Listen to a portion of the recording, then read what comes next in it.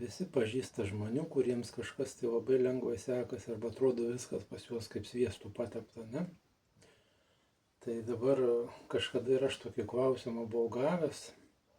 Mes, aišku, pateisinam, protas mūsų pateisina tokius dalykus, kad, reiškia, ir aš tą programą turėjau, dėl to aš ją žinau ant kailio, savo patyręs, aš jums papasakosiu, kaip tai jaučiasi, kaip tai atrodo ir kad galima iš jos iš tiesų išeiti.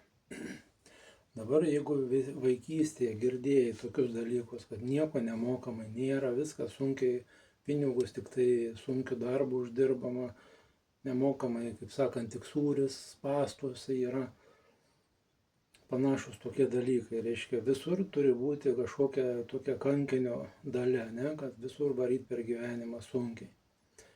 Tai ką tu tokią programą turėdamas? Tu rinksiesi sudėtingiausius klientus, rinksiesi sudėtingiausią darbą padaryti. Tu neimsi lengvų pinigų, reiškia, jeigu tau ir papūstų, jau save sabotuosi, kad, reiškia, bus per lengva, čia kažkokia, kaip sakant, yra kažkokia, kažkas netikro. Žmogus save sabotuoja tokiu būdu. O tie, pas kurios nėra tokios programos, jie tiesiog žino, ne tai, kad žino, tai yra pasąmoninis fonas, kurio žmogus sąmoningai jis nemąsto apie tai, bet pas jį tiesiog lengvai sekasi, jisai gali priimti ir ateina klientas ir jis jį priima, arba kažkokį kitą dalyką, atsiranda kažkokia aplinkybė ir jis ją išnaudoja lengvai ir paprastai. O žmogus, kuris turi tą ribojančią, kurią aš turėjau programą, kaip ir daugelis jūsų ją turite. Reiškia, kad papuola kažkas tai tokio, tu jo sąmoningai, tai tiesiog tau nedaeina, kad čia gali panaudoti šitą situaciją savo naudai. Nes atrodo per lengvi pinigai kažkas, tai sakau, slypelį kažkokią tai padvohą, kaip ten sako rusiškai. Reiškia kažkokia tai netikra kažkas.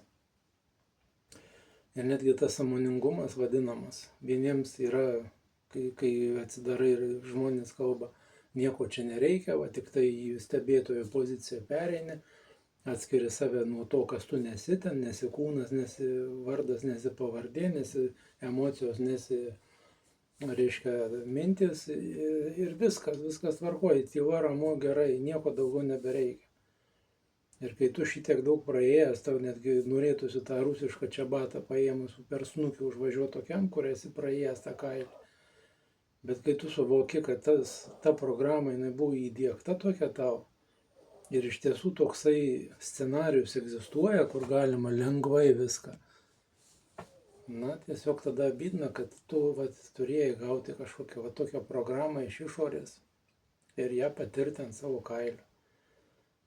Čia ir yra, kai žmogui gražini gyvenimą, pirmiausia, ta savaitė būna po seanso labai liūdna, depresyvi, kada žmogus supranta, kad iš jo buvo pavogtas gyvenimas.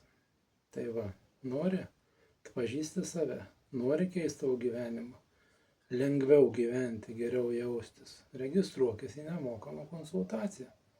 Visą tai veikia nuotoliu. Iki.